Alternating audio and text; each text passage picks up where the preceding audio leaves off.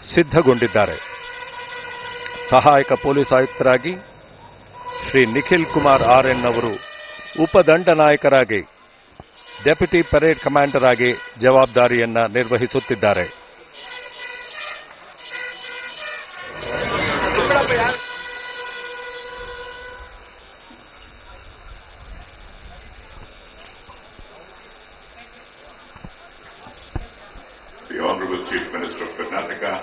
ಸನ್ಮಾನ್ಯ ಮುಖ್ಯಮಂತ್ರಿಗಳ ಆಗಮನ, ಸರ್ಕಾರದ ಹಿರಿಯ ಅಧಿಕಾರಿಗಳು ಅತ್ಯಂತ ಗೌರವದಿಂದ ಸನ್ಮಾನ್ಯ ಮುಖ್ಯಮಂತ್ರಿಗಳನ್ನ ಬರಮಾಡಿಕೊಂಡಿದ್ದಾರೆ.